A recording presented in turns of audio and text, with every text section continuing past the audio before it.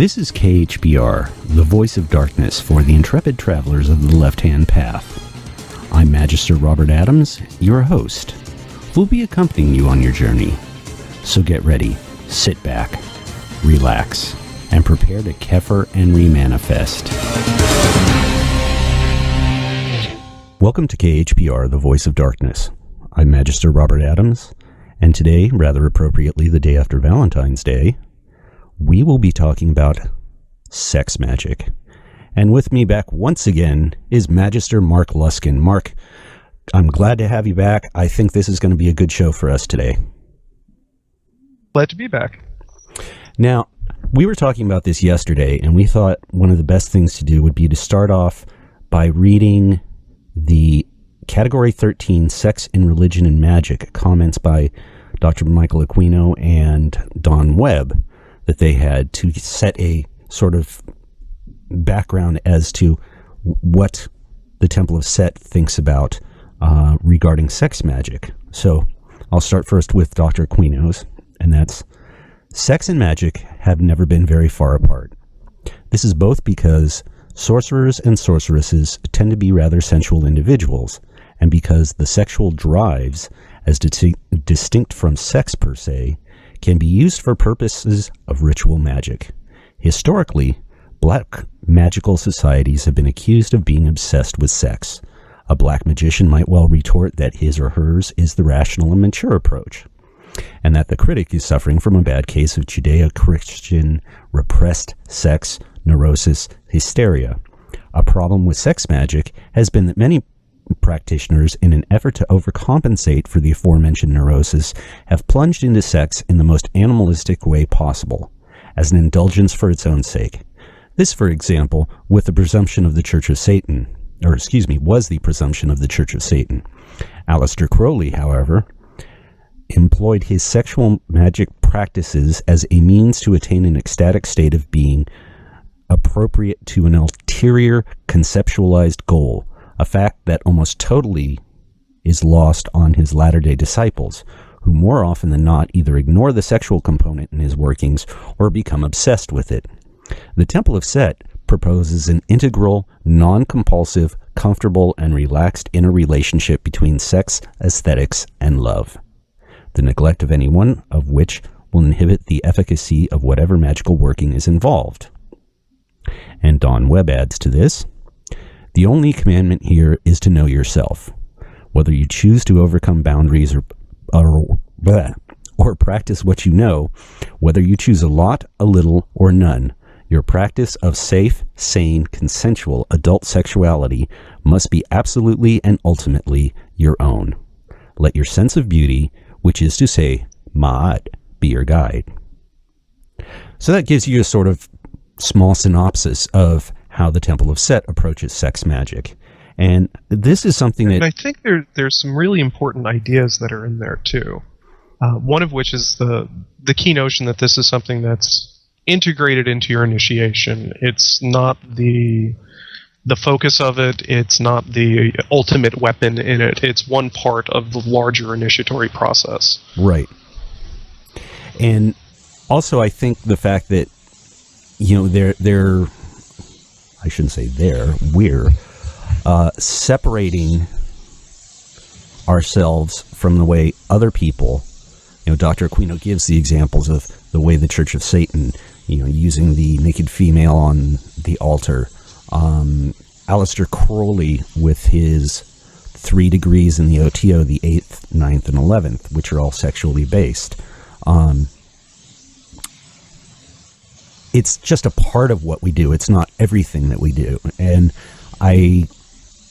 the few members that I have met who had a really big focus on sex magic ended up not lasting too long. You know, they were the people that came to the crowd thinking we were like, had all these naked Roman-style orgies, and when they found out that we didn't, they were like, oh, well.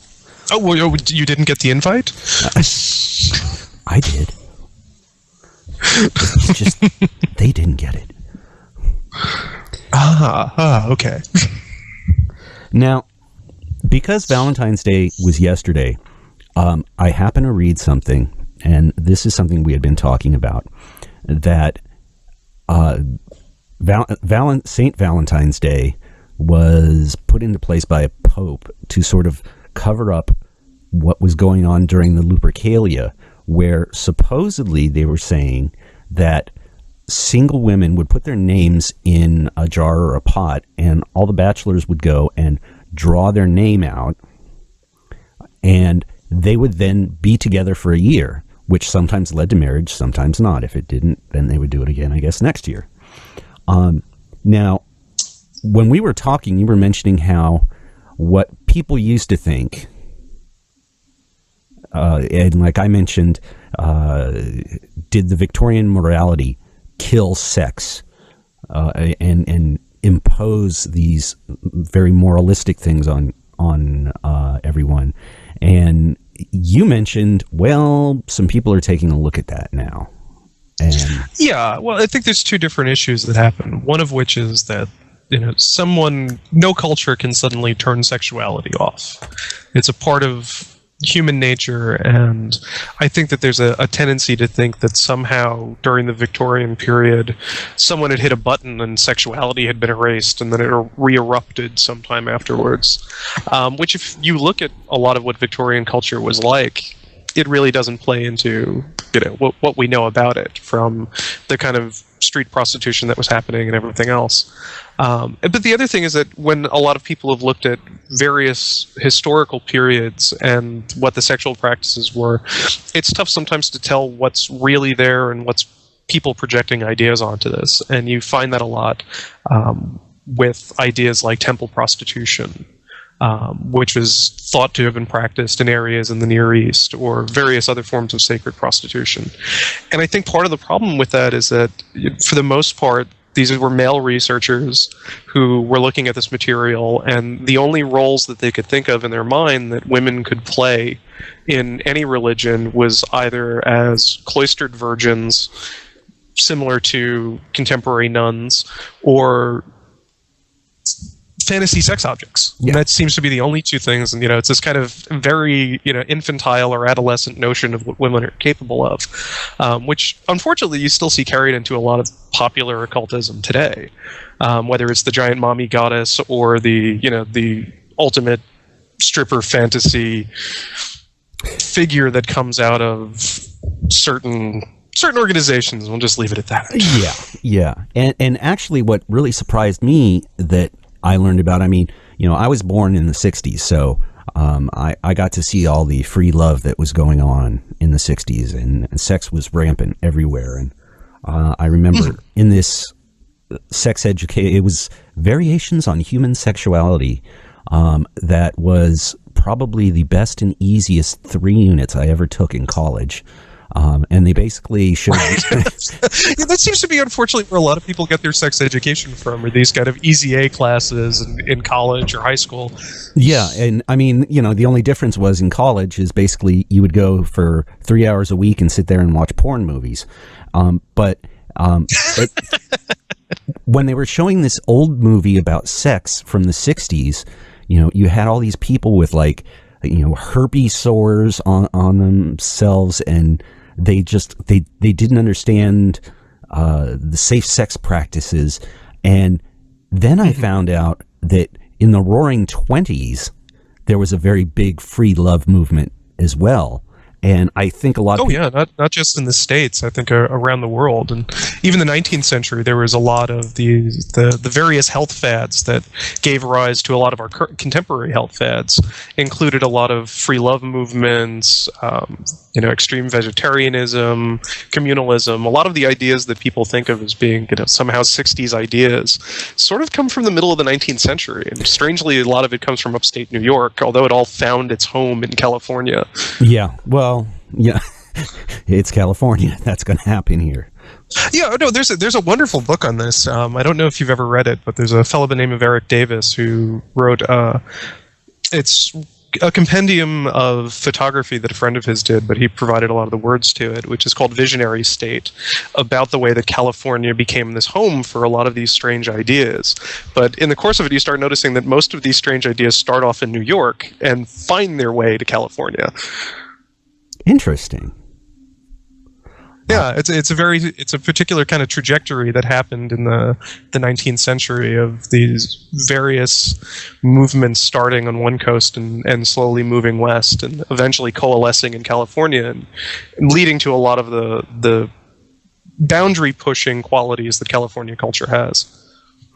Yeah, and it's just one of these things that there was a few months ago that I can't remember the name of the organization, but it's essentially a group here in San Francisco where couples go to, and they're learning more about intimacy, and sex is like on everyone's brain, it seems like, around here.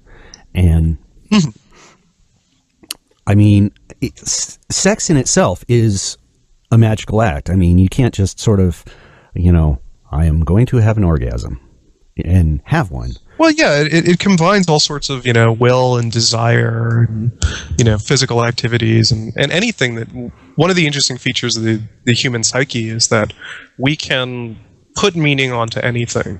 Oh, yeah. And I think one of the areas that humanity's put a lot of meaning on has been the area of sex and sexuality and sensuality, that these are things that are natural processes, that we've brought these unnatural notions of things like the sacred to them. And... unfortunately, we often forget that we're the source of these things. This doesn't come down from on high. It comes from our own psyches. And, the things that we build, we start worshiping, and that often leads to problems. Yeah, and, it's one of these things that, I mean, everyone loves sex. So, I mean, well, at least I would think everyone would. Except the people who have pathological fears of it. Yeah. But when you're doing a sex magic ritual, the people are building up this energy, this sexual energy. And, it reminds me of when I was younger, some of the guys who were into the occult, and they were saying, oh, yeah, we did this great ritual and we raised this power. And there was all this energy going around the room, and the hair on the back of my neck was standing up. And I'm like, okay, now what did you do with it? So let's talk about why you would use sex in a ritual. We can understand, but what would you try and accomplish? I mean, do you think it would be a good idea to create a sex magical ritual to cause prosperity to come to you?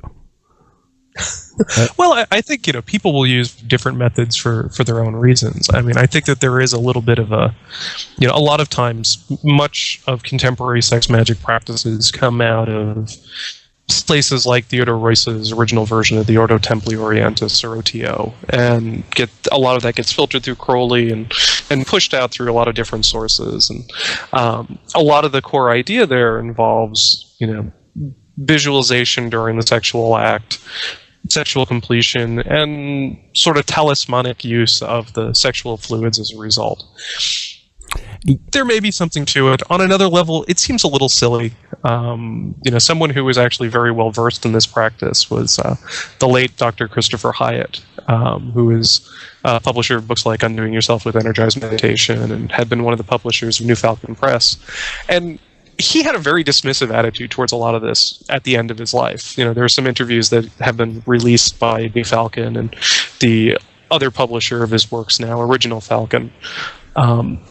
And it's a very interesting kind of thing to see this sort of dismissive attitude towards a lot of that from someone who was, trained in this from Israel Regardie.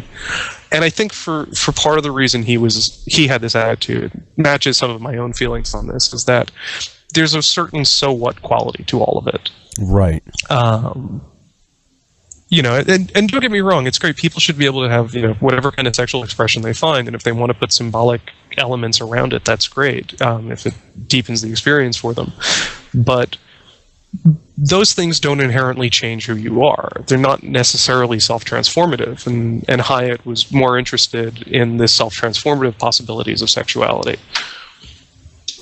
Okay, I can see that. I mean, while you were talking, I was thinking of a couple of rituals that I had read about, and sometimes they become so complex. There's one in the book Fire and Ice, And you know this one is the couple is basically having sex, and it's like when the man orgasms, the woman has to reach around and stick his finger in his anus while someone else cuts the head off a chicken and lets the blood rain down on them. And I'm like, yeah, it was one of the Pentalpha degree rites, the 18th degree in the Fraternitas Saturni, and one of its later iterations. There's some questions about whether or not that particular ritual was ever really part of the Fraternitas Saturni's material, or if it was something that one of the members kind of added to the internus set. You know, it's an interesting thing. There are versions of it that are also other versions of it, some in the original German floating around on the web. And there is this kind of very complicated, over-the-top thing that people sometimes like doing, not just with sex magic, with magic in general. You know, sure. All this heavily choreographed, song and dance, Busby Berkeley type numbers that they want to do.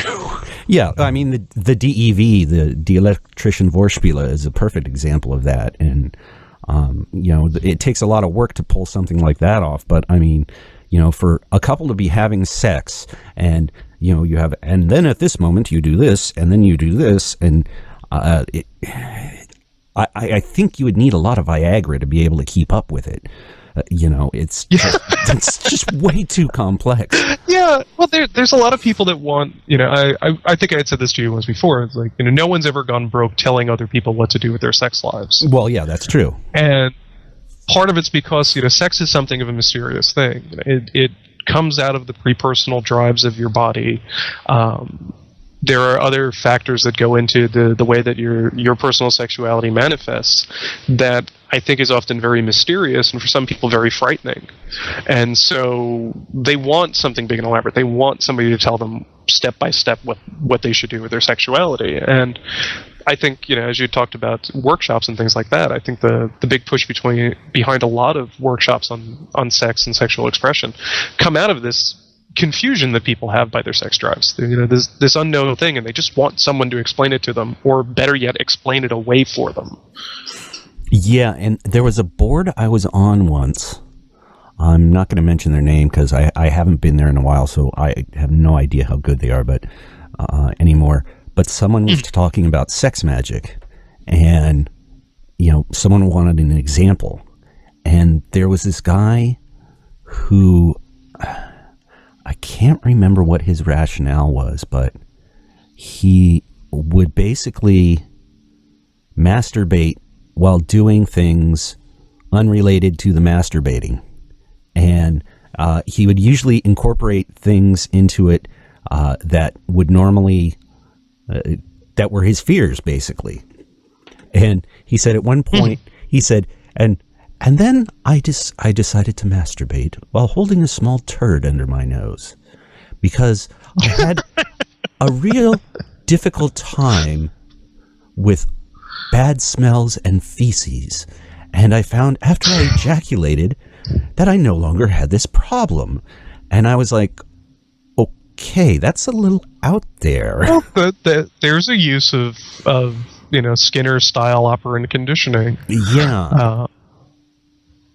I think there's a lot of people come up with a lot of odd things to do with their sexuality, which I think if you spent any time on the internet, you learn that pretty quickly. Right. The internet's been this wonderful little pipeline into the human psyche to some extent, in that so much of it's about advertising peculiar ideas and all the most unusual forms of human sexuality. Well, and one of the things I did this kind of as a joke on one of the past shows is each show lets you put tags. And just for the heck of it, on one of the shows, I put the tag midget porn. And my software shows me like what words people were using to find the site. And still to this day, one of the top words people use to find that come to the site is midget porn. So I mean, there's this fixation that some people have Well, there's no reason that little people can't pursue Kefir as well. I mean, that's true. It's an odd way to branch to this, but we had talked about the idea that one of the interesting things about the temple is that we really don't care what people's sexual lives are, gender identities, any of these various markers, provided it's as Ipsis Miss Webb had said, as long as it's safe, sane, consensual, and adult sexual activity, we don't really worry too much about it. You're on your own for determining what your needs and desires are and finding the ways of fulfilling them. Yeah, and that reminds me of something we were talking about, because I met someone, his name is Buck Angel, and he is a female to male transsexual.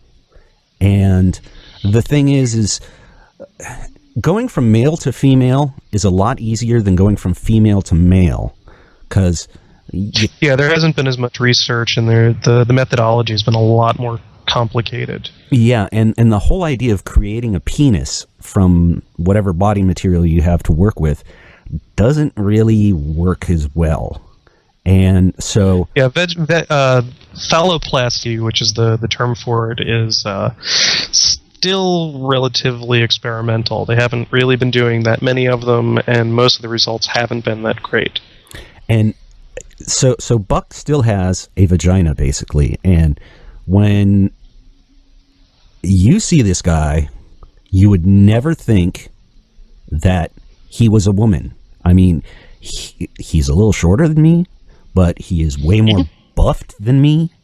And, we were sitting there talking, and at one point he goes, "You so totally get it." Because, I mean, how people identify themselves, it's not entirely male, not entirely female, not entirely heterosexual or homosexual.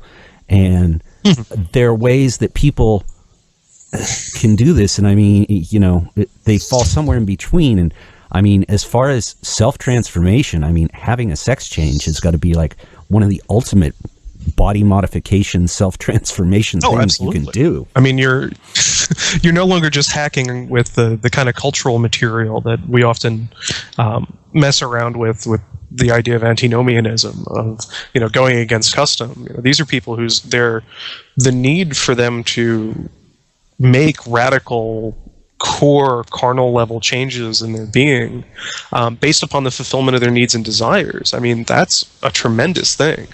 And I think that it's one of those things that Setians who've spent enough time dealing with people and the kind of work that we do, there's always an open door to people that have gone to those kinds of extremes that they've needed, which I think that sometimes takes other people aback who prefer this kind of very intellectual approach to issues of self-transformation.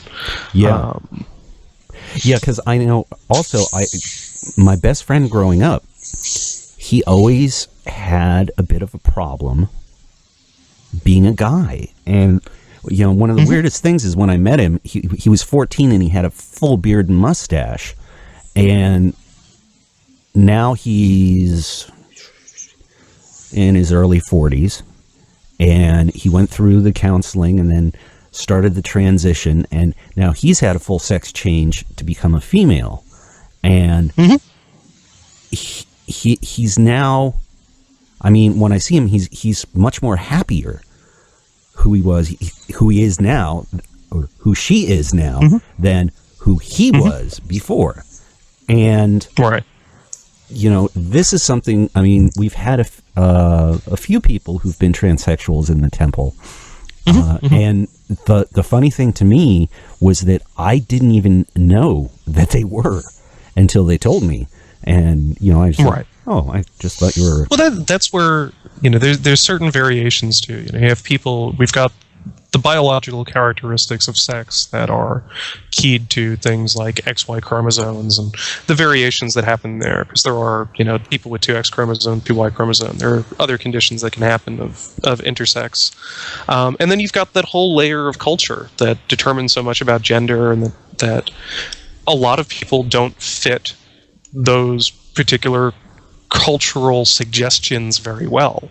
And it's part of how a lot of societies have controlled people, is this idea that because we're never quite perfect to what we're told we're supposed to be, the utilization of the guilt because of that imperfection was how people were kept in line. Yeah. You know, you don't quite match it. You don't want anyone else to find out that you're not what you're supposed to be. And so this becomes something that, you know, builds all kinds of other problems. And we live in an interesting time where a lot of this can finally be pushed aside and said, you know what, who I am and who I need to be is more important than what's being expected of me. And, you know, technologies are there to allow people to do all kinds of advanced changes. There's, you know, methodologies for, and primarily what the temple's been interested in are methodologies for undoing some of the damage that, you know, these imposed structures do to the psyche.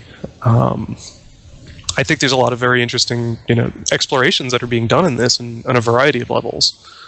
Oh, yeah. Well, and, you know, even I suppose I would call this a sex magic ritual, even though a lot of people would have trouble seeing it. But one of our group one day decided that he liked the idea of a kilt so much he wanted to get one, but he didn't want the typical Scottish kilt with the tartan on it. So he got an American-made kilt, and he spent a lot of money and got a leather kilt. And he was saying, you know, this is really comfortable. You should try it. And I went out and I got a kilt, and I'm like sitting there in this, and I'm like thinking, God, this makes so much sense. You know, I mean, what they call non-bifurcated garments, you know, but just, I went out. That sounds like one of those terms that you'd find from an anthropologist. Yeah. And the whole thing with it is, you know, at first I would wear it around the house. Then I'd like go in the backyard when I was gardening and I'd wear it. And then I finally went out. I actually went to an OTO, oh God, it's slipping my mind. The mass they do. The Gnostic Mass? Yeah, the Gnostic Mass. And I actually wore it to a Gnostic Mass, and we had to actually take the BART train there.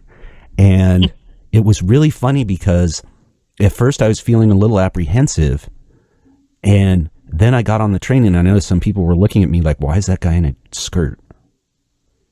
And then someone came up to me and said, you know, they had their, actually, it was when we got off, we're walking down the street, and there's this elderly man with his daughter behind him. And he says, now, Kylie, do you notice the man in front of us? He's wearing something different. And I'm like, oh God, I've got a Scotsman behind me. And he says, now, Kylie, do you know what that is he's wearing? That's called a kilt. And I said, it's an American kilt. And he says, is it really? And, you know, we stopped and we talked to him for a little bit. And I suddenly realized that, you know, it was such a freeing experience for me. And it was something that, you know, I overcame basically. And I mean, now, you know, the utility-kilts, you see them all over the place. People are wearing them and who want to be different. And, you know, something like that is a very simple act of sexual magic. Redefining your personality. That's, I feel good enough about myself as a man that I'm putting on a kilt. I'm not hiding the fact that it's a skirt, or that if a woman wore it, they would say it's a skirt by calling it a kilt. But still, you know, fine. You want to say I've got a skirt on? I've got a skirt on then. But to me, it was just, it was a very liberating sort of experience by doing this. And, you know, I always, when I attend conclave, I always have the kilt there, and, you know, I always wear it a few days just to now get the reaction out of people. And right. Well, I think there's a lot to experimenting with cultural expectations and trying to move beyond them.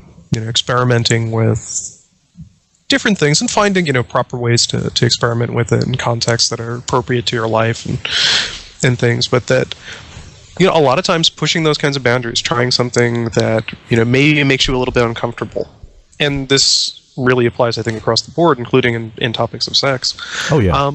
To see, to learn that a lot of the things that you expect of yourself or that you've come to accept about your own identities and behaviors are somewhat arbitrary. If there's, as long as the stuff that you're engaging in isn't, dangerous to yourself or to others, give it a try. There's all sorts of different means and outlets for alternate fashion approaches, different ideas, different places that have either very strict or very open, customs of communication. There's lots of opportunities to try on different personas or different things to see what works for you and what doesn't. Yeah, and I would say that's definitely true. And something I wanted to touch on a bit, because historically over the years, people have gone to sorcerers and wizards to get that secret potion, the aphrodisiac that's, going to make a woman fall over backwards and with her legs spread and screaming, "Do me." Now, let's let everyone know right now, aside from Viagra and Cialis, which aren't really aphrodisiacs, they're more erectile dysfunction killers, so you can have an erection. But I mean, things like Spanish fly and all the other junk, those are really dangerous. Yeah, most of the stuff that was marketed as aphrodisiacs either don't work at all or have really marginal success rates. A lot of it's cultural expectation, and less so than it is anything pharmacological. Yeah, and I had a friend who tried Spanish fly once, and she said, it just made her groin burn and itch. And it's like, if okay, yeah, I guess the only way you could scratch that itch would be to have sex.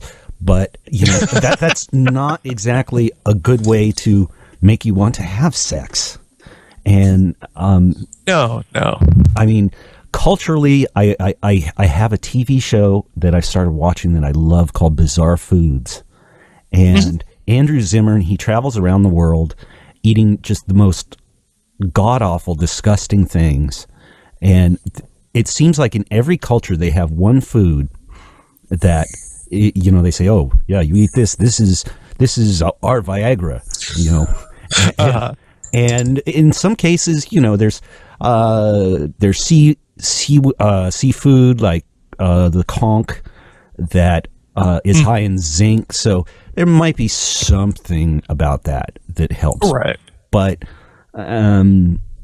just be healthy. A lot of times people's diets are questionable in most traditional, circumstances. There's, either too much or too little fats and proteins and other problems in people's diets. So the need to have, the idea that there are certain foods that are magic for your wang. Yeah. It becomes very popular. And if you look around, I mean, there are tons of, in addition to the kind of pharmaceutical level erectile dysfunction things, there's all kinds of crazy ideas about, what you can take to improve your sex life, or, these various kind of, Greekery built around, improving your erections and the like. And it's a kind of an interesting obsession that people have.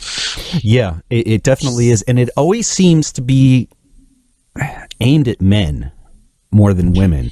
Although I did read something where lower doses of Viagra do increase a woman's libido. Yeah, there's been a fair bit of research to see whether they can get the labeling changed on Viagra. But I mean, for the most part, if you're trying to get something to have a better sex life, the first thing you should do is, look at your diet. Don't smoke or drink too much, that kind of thing. And, I mean... figure out what you're into, find other people that are into it. Yeah. Yeah, because definitely, I was talking with a friend of mine, and I said, anything you can dream up for a fetish that you type into Google, someone will have a website for it. And, there are all these things that you can do. I mean, especially the BDSM community. I mean, they have a very sort of self-transformative approach to what they do. Well, not all of them, but a lot of them. And, there are people that... Well, I think that's one of those fields that attracts, like a lot of areas, that deal overtly with sexuality. It attracts two different types of people. It attracts some people who have sort of pre-normal attitudes towards sexuality. They've got certain pathologies they're trying to work out and things like that. And there are other folks who have this kind of transnormal attitude. They've figured out what all the normal expectations of sex are, and they're trying to do the advanced class version of it. Right. And of course that creates conflicts because, the pre-normals and the transnormals find each other and they both think they're part of the same group because they're not normal. And that usually leads to problems. Yeah, and something else that I just thought of is I've actually known people who will do a sex act that isn't considered normal for, say, a man to do or a woman to do. Mm-hmm. Women have gone and bought strap-ons and basically had anal sex with men. And really, you don't say. Yeah, Gee, 5 years ago, if you said pegging, I wouldn't have known what the hell you were talking about. But I didn't even know it had a name. But, I'm trying to think. 5 years ago, it may not have. That was a Dan Savageism. And, there are things like this that people are using to overcome fears or discover more about themselves. Mm-hmm. So, I can see sex magic being used for this aspect. It's something, though, that I think people can become too into, and you just have to, indulgence instead of abstinence, but, keep in mind moderation. You don't want to basically lock yourself in a room with, 100 porn movies, just watching them all day and pulling on your wang. That sounds like a good way to get chafed and needing to see a doctor. Yeah. Well, I think a lot of times, too, is that part of almost one of the problems that happens is that there are a lot of different ways that sexuality can play into your life and initiation. And not all of them are magical in the kind of traditional sense of that term. It doesn't have to be, rituals and things like that, but, the exploration of what your desires are, the learning about how your personal sexuality works, these can be really integral to the larger scale of your initiation work versus that kind of really narrow set of behaviors that usually get lumped in as sex magic. And I think that maybe that's part of the where some people get obsessed with this is they think that all sexuality has to get channeled into some sort of magical practice in a formal sense, and it seems like largely a pretty big waste of time and something that could be your sexuality could be more interestingly explored in other ways. Yeah, definitely so. And, I think we've covered a lot of ground here today. Let's see, we did the historical, we did the aphrodisiacs at work, try something new. Both of us are pretty good at rambling. So if you just kind of give us a topic and let us talk, we'll cover all sorts of things.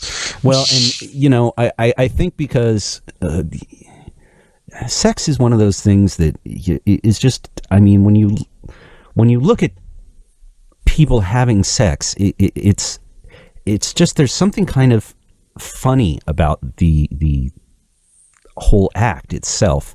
So I think the best way to end this show is on a joke. Now, a guy goes to his doctor and he says, "Doc, I have a problem." And the doctor says, "What's the problem?" And the guy drops his pants and he goes, "Look, my penis is orange." And the doctor says, "Well, that's odd. What do you do?" He goes, "Have you done anything different?" He goes, "No, I do what I always do. I sit home and watch porn and eat Cheetos." That's an awful joke, but probably the best way to leave. Well, I actually have another one that involves the devil, if you want me to cut that one out and put this one in. It's a little long, but the payoff's really good. I could go with that one, too. Okay, well, here, let me tell it to you and we'll see what we do. A guy walks out the door. He's going to get into his car and he gets hit by a car and he's dead. And he gets up, he kind of like comes to and realizes he's in hell. And he goes, oh my God, I'm going to be spending eternity in hell. This sucks. And Satan comes over and says, well, wait a minute. Do you like to eat? He goes, well, yeah, sure. Well, Mondays, you can eat anything you want. You can eat pork, prime rib. You don't have to worry about your cholesterol going up. You don't have to worry about getting high blood pressure because you're dead. Oh. Well, that doesn't sound too bad. Devil says to him, you like to drink? Well, yeah. Psh, you can drink gallons of whiskey on Tuesday. You can drink whatever you want. It doesn't matter. Your liver's not going to give out because, well, you're dead. The guy's like, hey, this isn't sounding so bad. Well, let me ask you, you like to gamble? Yeah. Devil says to him, Wednesdays is Vegas night. Doesn't matter how much you spend, how much you win, how much you lose. You're not going to lose your house because you don't have one. You're dead. He goes, wow. This is sounding pretty good. I mean, I don't get it. The devil says, you like to do drugs. He goes, well, every once in a while, Goes, Thursday, den of iniquity night. You can do heroin, you can do meth, you can do coke. It doesn't matter what you do. You're not going to overdose because you're dead. He goes, wow. I think I'm really going to like it here. And the devil says to him, so, are you gay? And he goes, no. You're not going to like Fridays. It's a long joke, but it's a good payoff at the end. Yeah, I think that might be a good one to close with. Okay, well, let's close with that one. Thank you, Mark, for being on. Just so everyone knows, Mark is going to be a regular, making regular appearances on the show. And probably when I can't find anyone else to get on the show, because Mark always has something to talk about. Yeah, if anybody, I've actually asked in a few different places, including on Facebook, if anyone has any ideas for shows, feel free to send it to us and we can see what we can come up with. Oh, yeah, that's right. We actually, we do have a Facebook page and we do have a fan page there with discussion areas, and we'll be posting information on like when a show goes up and all that. So we'll have that all there available for you, basically check us out. I'm fucking Ozzy Osbourne, the Prince of fucking Darkness. Evil, fucking evil. There can be only one Prince of Darkness, and that would be me, Robert Adams.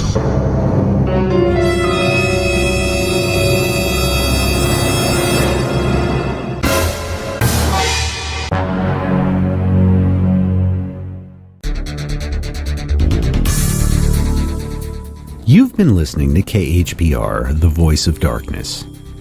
If you have any questions or comments, you can email them to us at khpr@kefir.org. Thank you for listening, and we hope that we've been able to bring about some change for you.